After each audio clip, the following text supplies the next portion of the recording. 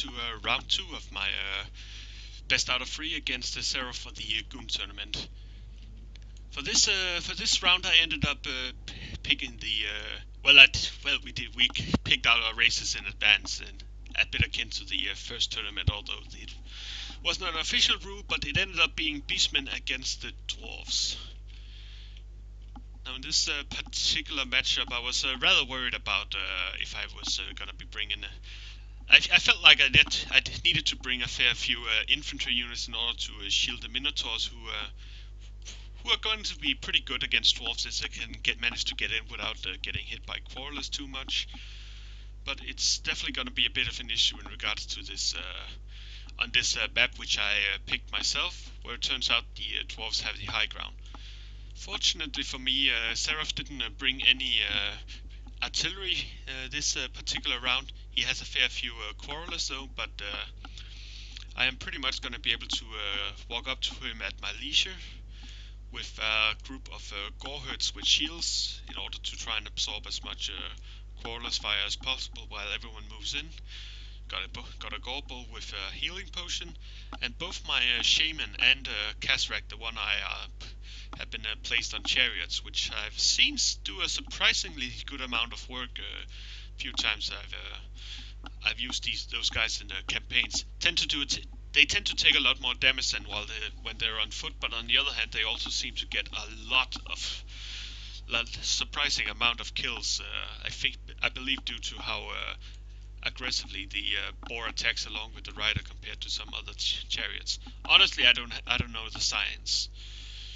Aside from that, I ended up Vanguard deploying a fair few goreherds here, which seemed like it would be probably the strongest choice I had for a Vanguard deployment unit, which, if I recall correctly, is going to be out of his line of sight here at deployment. Also brought a bunch of Racer Goreherds, which have a very good armor piercing, which I felt like might be better than Centaurs with great weapons. And honestly, they do a fairly good job, as we'll see in this particular matchup. Zearoth, meanwhile, has a fairly decent line of dwarf warriors here ahead, with a few longbeards great weapons mixed in, as well as 2 hammerers in the back, which could potentially be a lot of trouble in this matchup. He's also brought a Thane, his Grudgebearer, and a Runesmith. Let's get the fight away. Like I mentioned, since there were no siege weapons, I was pretty much able to just start moving up my Racer Goreherd up here to the Goreherd right away. I figured that he would probably be able to see the Racer Gores, but hopefully he wouldn't be able to see this line coming up behind him, which my hope was that it would distract him enough to allow this particular line, especially with the Minotaurs, to come in relatively unmolested. Just gonna speed up a bit while everything gets into position.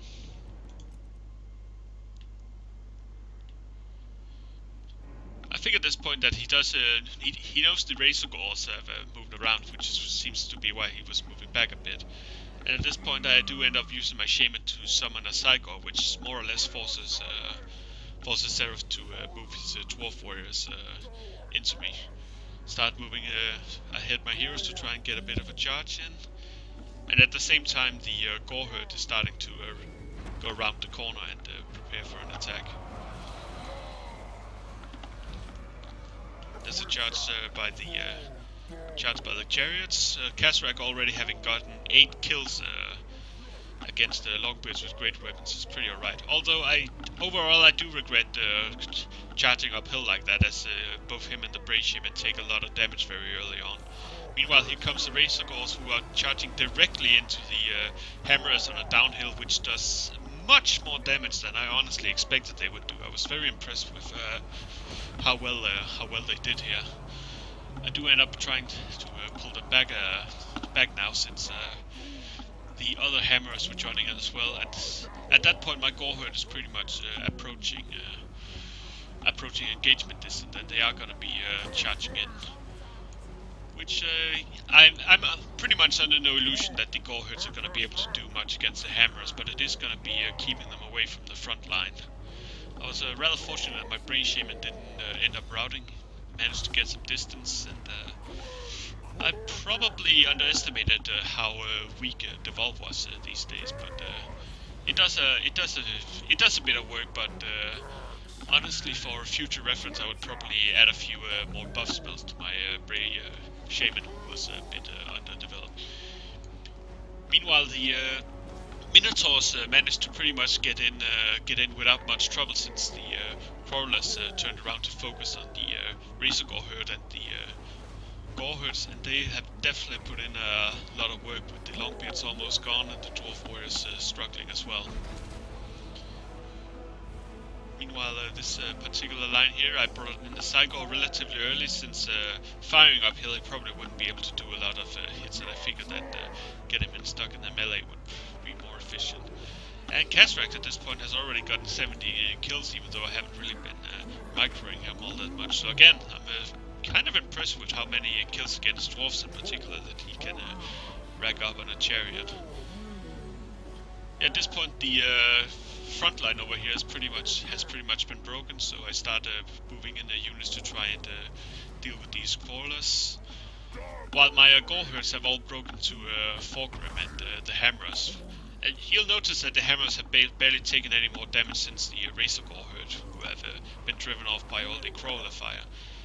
But by the time they actually managed to chase away this Gorehurt flank, pretty much all the other flanks had been lost to the dwarves. So this particular this is probably one of the first times where I tried to use Vanguard deployments to try and break up a formation, and it worked out a fair bit better than I expected. Again, I believe a huge factor in this was the amount of damage that the Razor Gore herd managed to do to the Hammers. They absolutely felt like they paid for themselves, and I'll be sure to pay more attention to that unit in the future.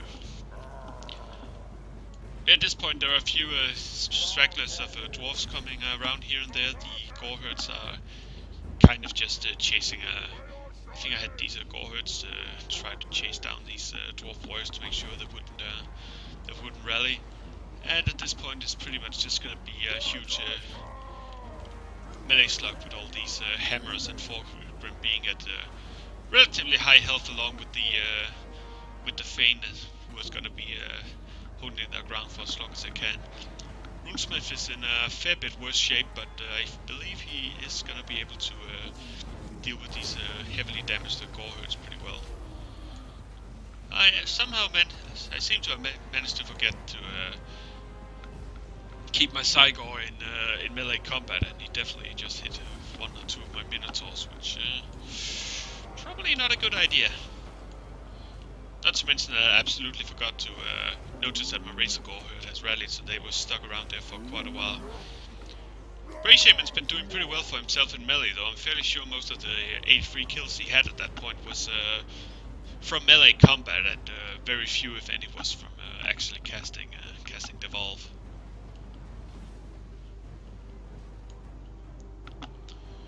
Yeah, Gorball's pretty much just doing his thing as well, making sure that these units do not rally anytime soon. I finally remember the Razor Gore herd, and if I recall correctly, they're going to be charging these crawlers to try and drive them off the field. Minotaurs are also starting to finally get worn down, although the Hammers are also very, very close to breaking. This one in particular has already broken, with the Cygors chasing them pretty aggressively.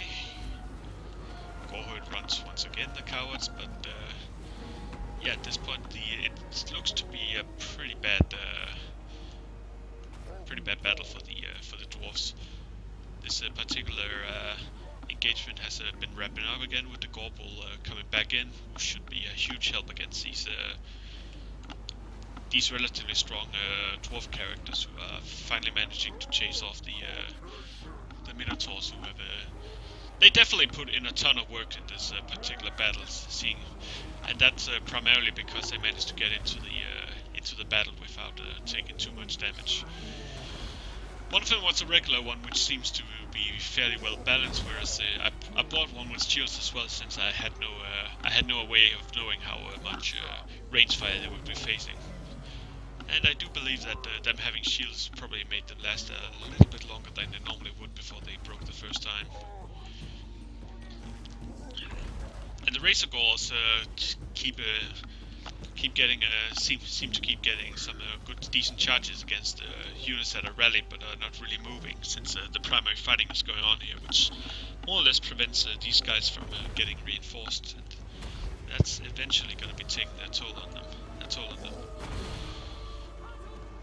Meanwhile, I believe they are focusing on the Cygor at this particular moment, and it's probably not going to last that long. But again, the dwarves are pretty much routed, and even though I've lost a lot of units myself, it's gonna be it seems rather unlikely at this point, especially with almost a fresh Gorbel in particular. Once I actually engage the guy, that these dwarves heroes will be able to seize the day.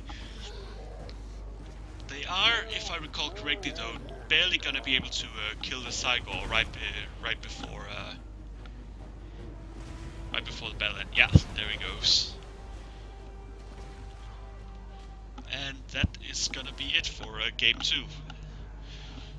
It's now a 1-1, and we'll be moving off to the final battle shortly. Thanks for watching. Hoping to see you in the next one.